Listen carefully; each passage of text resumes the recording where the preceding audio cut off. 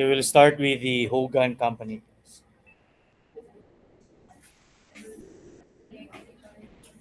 So on January 2, 2022, Hogan AG leases a machine with a fair value of 35,000 from Sneed on the following terms. Non-cancelable term of 4 years, rental of 8,825 per year at beginning of each year. This is important because this signals that when you try to solve for the present value of the minimum lease payments, you will have to use the present value annuity due. Number three, Hogan guarantees the residual value and expects to pay 4,000 at the end of the lease. And again, this is important because the residual value will be included as part of your minimum lease payments. And it should make sense, class, because if the asset will be returned, class, it's as if part of the payment of the lessee would be the return of the asset. Remember, payment does not always have to be in the form of money. So a return of an asset can be considered as a payment. So the residual value of the asset that will be returned or that will be given to the lessor should form part of your minimum lease payments. Number four, estimated economic life of machine is 5 years. The significance of this one would be, of course, to get your present value factors, and also this helps us make sure that this would indeed qualify as a finance lease because the life of the contract is more than 75% of the life of the asset. The term of the lease is more than 75% of the life of the asset. Number five, the incremental borrowing rate is 8%. The implicit rate is unknown. The first two questions is to determine the initial balance of the lease liability and the initial balance of the right of use asset. Okay, what's the point of these two questions being asked first? I want to highlight that under normal circumstances, class, the initial balance of your lease liability and your right of use asset will be the same. And what would be the basis of the initial balance, class?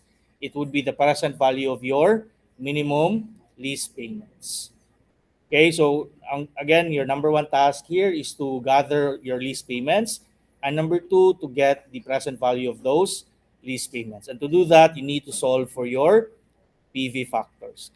Now, your lease payments here will come in two forms. Number one, the periodic or the annual rental, and the second component of your lease payments would be the residual value, which would be paid at the end of the lease term.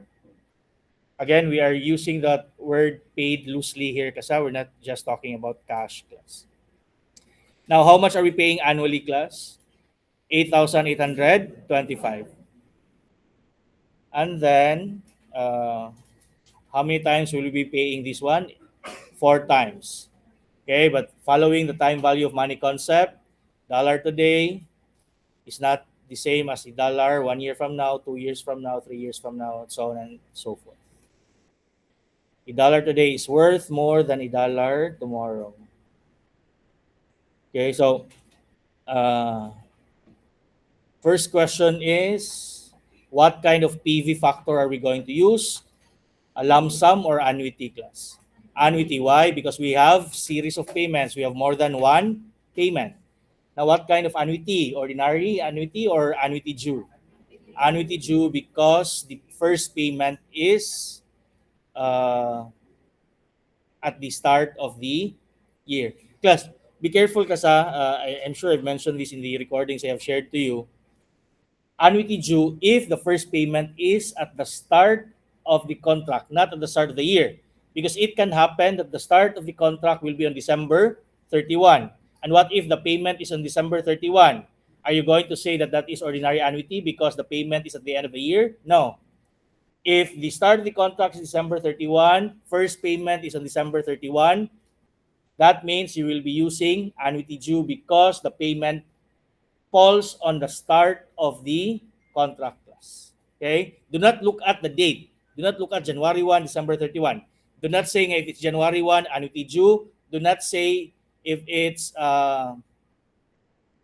December 31, ordinary annuity. Always make a reference to the start of the contract. Okay, so for example, the contract started on January 2, and the payments will happen on January 1 the following year. Are you going to be using annuity due? No, you will be using ordinary annuity. Now, I will not teach you now how to solve for the factors because you're expected to know how to solve for the factors. Is that expectation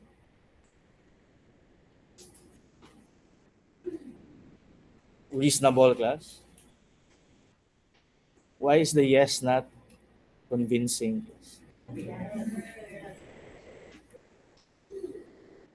And even if you say you don't, class, I really cannot teach you, class. I forgot how to solve for the factors using those kind of calculators. I can only solve it using your scientific calculators, class. Maybe you can teach me some other time. Now, annuity due factor 1 minus quantity 1 plus I raised to the power negative n all over I. And then since annuity due plus 1. So how you solve it using your calculators, class, I trust that you can take care of it, class. Now, give me the, before that one, class, can the lump sum factors work here, class? Yes. Okay, but why do we say we are going to use the annuity factors? Because it's easier and it's faster, class. And I hope you know this already. Your annuity factors is just a summation of your lump sum factors, class. Okay? But for the sake of exercise, let's do it, class. I forgot to bring marker. We will have 4 payments here. You can solve individually the 4 payments, class, using lump sum, and then you can just add all everything and you'd still get the same thing. Okay? See, for the sake of exercise, give me your annuity GU factor first for 4 years using what rate will we be using here? 8%. Give me the, yes, annuity due already for 4 years. So 3.5771. And what are you going to do with this 3.5771? You will multiply this with your periodic payment of 8,825. Now I want us to arrive at 3.5771 using our lump sum factors, class. Okay? So please help me here. Since this is annuity due, class, when will the first payment happen, class? At the start. Okay? Now, what PV factor should you use for a payment made today? The PV factor will be 1, class. Okay? Because the value of dollar today is simply $1. So your PV factor would simply be 100% of that amount. Okay? Simply 100% of that amount. Okay? So again, if you're solving for the present value of $1 today, it is simply $1 plus. So it's as if your PV factor is 100% or simply 1. So set that aside. Next, for the second cash flow. When will the second cash flow take place? 1 year from now. So give me the lump sum factor, class. 1.08 raised to the power of negative 1. Or however you do that with your calculators, class. 9259. Please put that aside as well, guys. I don't trust that you're taking it down. Let me just type it. So for the first cash flow, our factor is 1.0. For the second factor, it's how much? 0.9259. Now, the third cash flow, when will it take place? It will take place 2 years from now. So our N, our period would be 2. So please compute for the lump sum factor for each cash flow that will be received 2 years from now. 1.08 raised to the power of negative 2, 0.8573. Now, for the last cash flow, class, Still 1.08, but this time our n or our period would be 3. So 1.08 raised to the power of negative 3. 0.7938. Now, plus, what does the 0.7938 give you? This would give you the present value of a cash flow that will take place 3 years from now.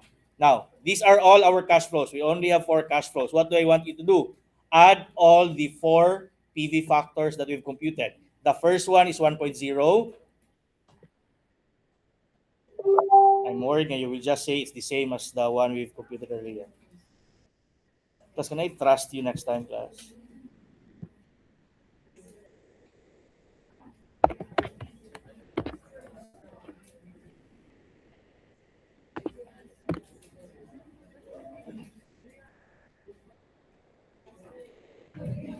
So what I have here is 3.577, okay, which is essentially the same as the factor you have given me, but you were instructed to use for the simultaneous. So we were able to verify the 3.5771. But again, what's my point here? Your annuity factor is just a summation of your lump sum factors, class. But many students would not realize that, especially if it involves annuity due, because they forget the concept that uh, if it's annuity due, class, the present value of the first cash flow would simply be 100% of its value. Now, let's practice some more. If it's annuity due, class, it's essentially the same as the ordinary annuity for a lesser period, then you just add 1. What do I mean? Please compute for ordinary annuity but for 3 years lang, class. Ordinary annuity but just for 3 years. So meaning 1.08 raised to the power of negative 3, 1 minus the answer divided by 0.08. How much would that give you? 2.5 2.5771. That should give you 2.5771. Because what does that give you? That gives you the present value of 3 cash flows that will happen, that will start 1 year from now. Now, what does that lack? What does that lack? It lacks our first payment. And what is the present value of our first payment? It is simply 100% or 1. So what do? Simply add 1 to your 2.5771. You would arrive at the same PV factor for your annuity due and ordinary annuity. Okay, class? Before, when I have a lot of time to make problems, class, for lease, I will just give you the factors, class. I will not give you the rates. For example, I'll give you its annuity due, but what I will give you would be, for example, annuity due for 8 years, but what I will give you would be the ordinary annuity for 7, ordinary annuity for 8. So of course, you will not be using either. You have to use one, but you have to make an adjustment to make it ordinary annuity due to test whether you understand the relationship of your PV factors. I simply do not have that time right now. Hopefully, you can take care of those kind of problems. So, we have our factor already, which would be 3.5771. We're still in the first 2 questions. So what do we do with the 3.5771, class? Multiply that with your 8,825. And how much will that give you, rounded off to the nearest ones place, class? 31.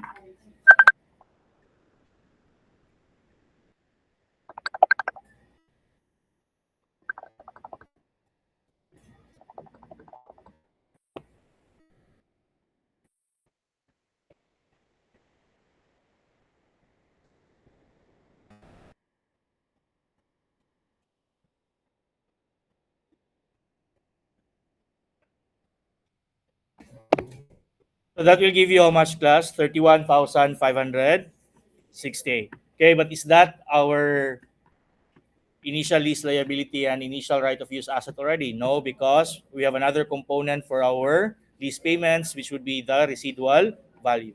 And how much is the residual value? 4,000. Are we going to multiply 4,000 by 3.5771, class? No, because this is not a periodic payment. This is a one-time payment. So you get the present value lump sum for a cash flow that will take place 4 years from now. So that would be 1.08 raised to the power of -4. That should give you 0.7350. Multiply that with 4,000. How much will that give you, class? 2,940. You add that with our 31,568, we will have 34,508. Now, to answer the question, what is the initial balance of the lease liability? Our answer would be 34,508. The same for our right of use asset, because our initial entry class would be debit, right of use asset and credit, lease liability for 34,508. Now, this is what I want to highlight, class. If you're asked for initial balance, sometimes it will be different from the January 2 balance, class. Okay? But what is asked? What was asked? Initial balance. What is our answer? 34,508. But what am I warning you right now? Your answer would be different if the question was how much would be the January 2 balance of the lease liability, class. Okay? If the answer is how much is the balance on January 2, take consideration of all transactions that happen on January 2. Aside from the recognition of the right of use asset and the lease liability, what else took place on January 2, class? The first payment. And what will be your entry for the first payment? Debit lease liability to recognize that portion of the liability and credit cash in the amount of the payment of 8,825. So how much then would be the balance, class?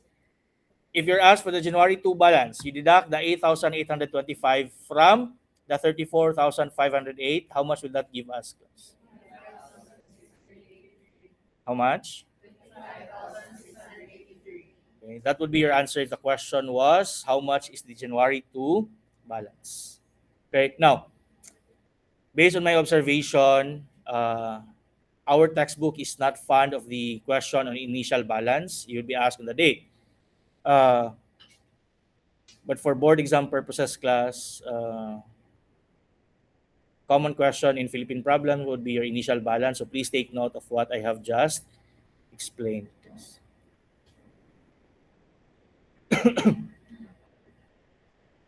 Let's proceed to number 3. How much is the first year's depreciation on Hogan's books?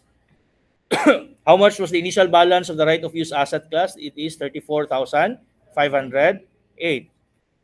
Okay, and then how many years should this be depreciated, class? 4 years or 5 years? But the problem says, class, its economic useful life is 5 years. As far as Hogan is concerned, class, it will stay with him only for 4 years. So its useful life, as far as Hogan is concerned, is only 4. And you're supposed to use whichever is shorter between the lease term and the useful life. Except when? If there's transfer of ownership. If the asset will remain with you, so you have to use the entire useful life of the asset.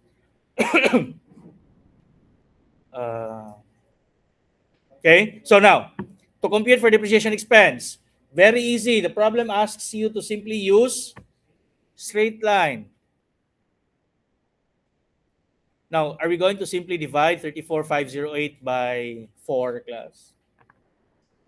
No, because we have a residual value. Be careful of your residual value. Class, see, for it to make sense to you, class, what will happen if an asset has a residual value? How much will be its balance at the end of its useful life, class? Equal to its residual value. Then you would say, sir, it will be returned to the lessor. Yes. So what will happen? Remember that you recognize the residual value as a lease liability. So what will happen upon the return?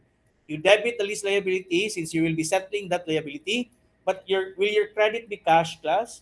No, your credit would be the asset that you will be giving up.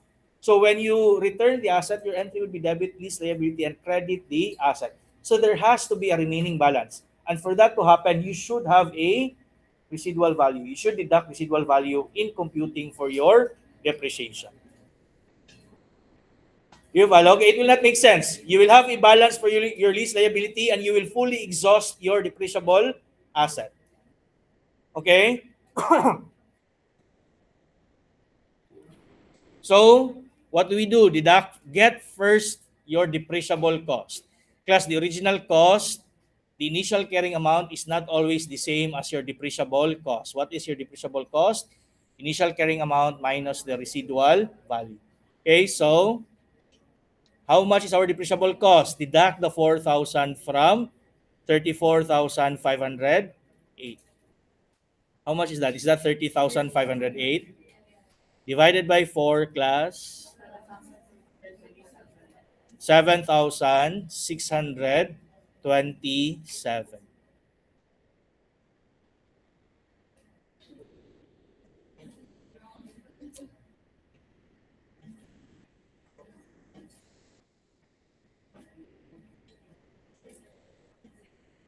Okay, let's proceed to number 4. The question, yeah.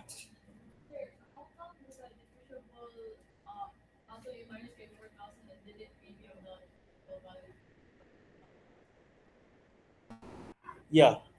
No, because the asset class will not increase towards its face value.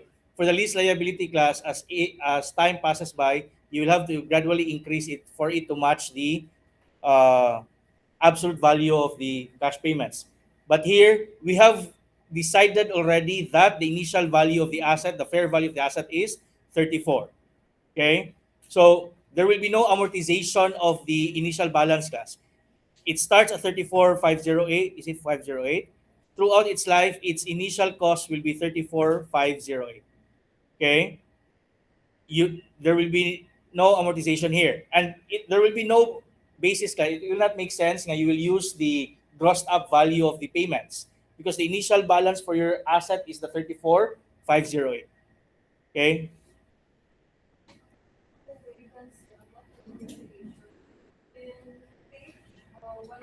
Yeah.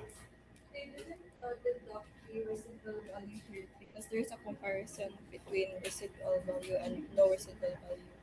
So they just divided it with the useful life. So It's, this is from the textbook. yes, sir.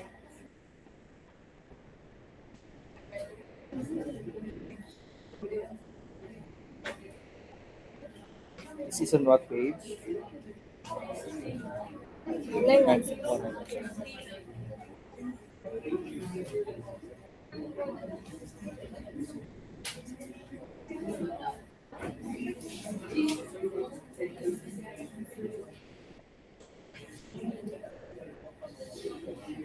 I'll go over this problem later, but for now we will stick with 7. How much was our depreciation class? 7627. I'll review that problem, but for now we will stick to 7627. Okay.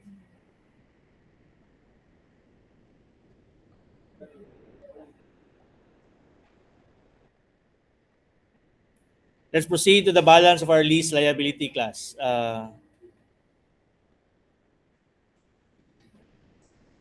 Now, this is where the challenge lies, class A, if it's annuity due.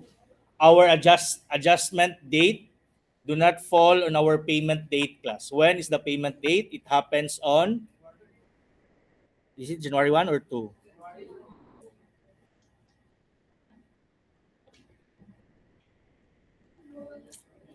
It did not specify, class. But it does not matter, okay?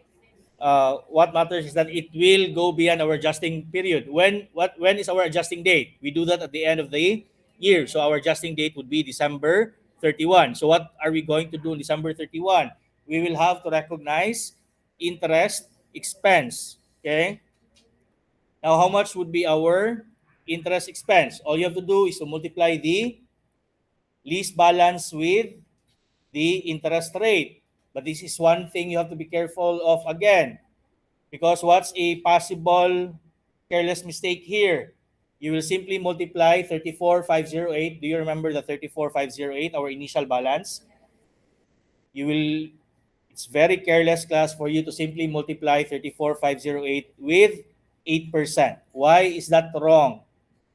Because the 34,508 did not accrue interest throughout the year because part of it was already paid on January 2. What balance incurs interest man lang for one whole year? Only the, how much was it, class? 25. How much? 25. 683. 25,683. Okay. So this should be the balance that will incur interest. So you multiply 20,5,683 by 8%. How much will that give you? 2,055. So what will be our entry here? Debit, interest expense, and credit, lease liability in the amount of 2,055. And this is where it gets tricky. Okay? You might think that the balance of your lease liability was the 25,683. But because of the interest, class, you will have to add 2,055. That would be the balance of your lease liability on December 31. 25,683 plus 2055 class.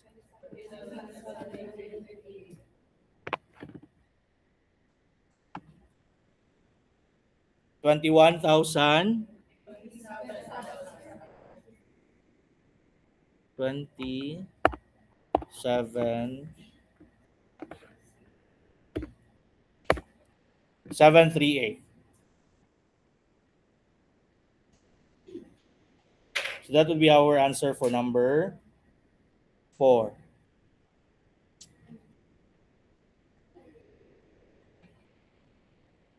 Next, number 5. How much is the balance of the lease liability on December 31, 2023? Now, my tip for this one, class, is if you prepare a amortization schedule, that's better. But if you don't have the time to prepare the amortization schedule, you can just continue with your solution. But in this case, do not use the 27,738. You go back to your 25,683. Okay, that's the balance after the first payment. Okay, and then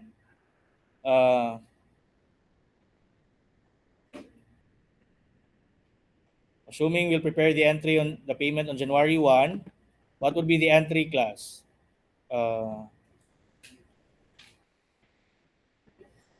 Yeah. So the good thing here is, since we added the accrued interest to the lease liability balance, class, when we record the payment, it will simply be debit, lease liability, and credit cash in the amount of 8,000. Okay.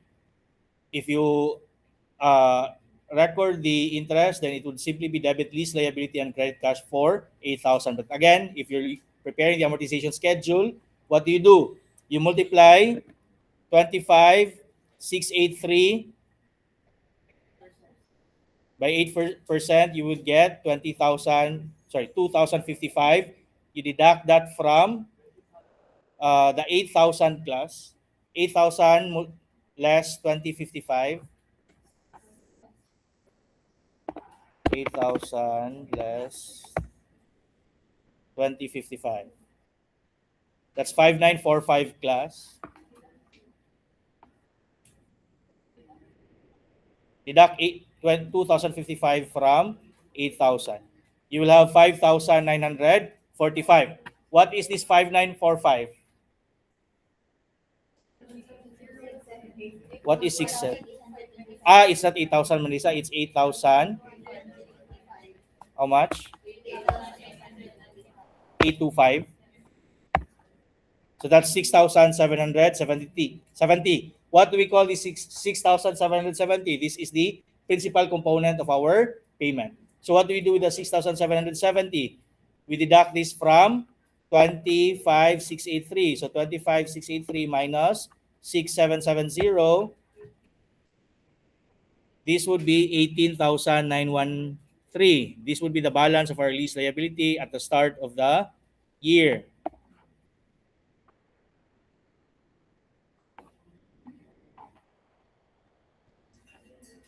How much was the annual payment, class? 8,000.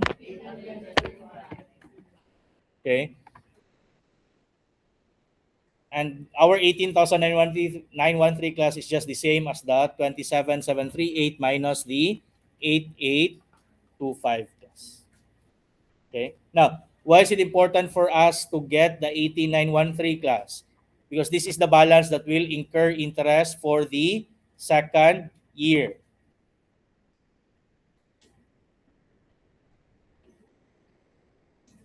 So how much would be the interest expense on the second year, class?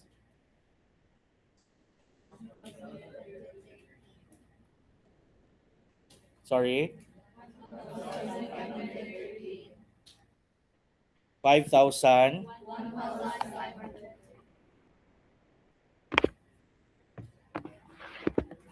1,530. So that we will have that entry also on uh,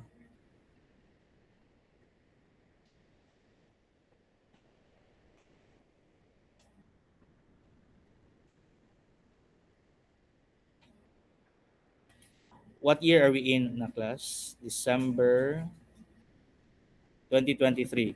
So debit, interest, expense, and credit, lease liability, and the amount of 1,513. Okay. Now, how much will be the balance of your lease liability? What do? You add the 1,513 with the 18,913.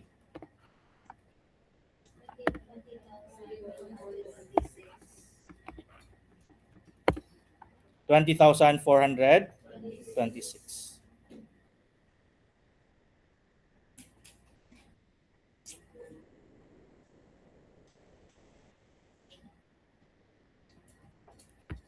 Next, to answer the last question, class, do we have the answers to number 4 and number 5?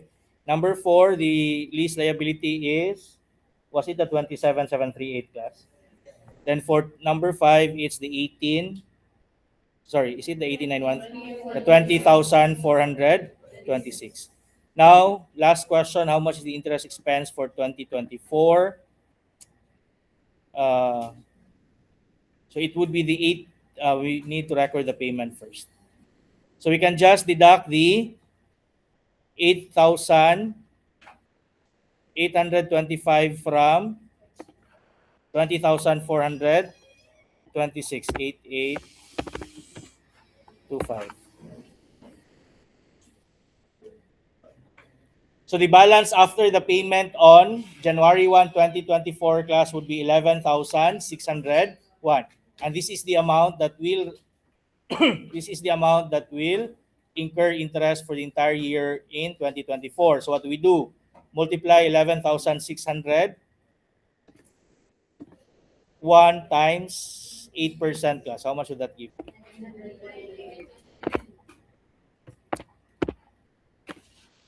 928. And that will be our answer for number 6.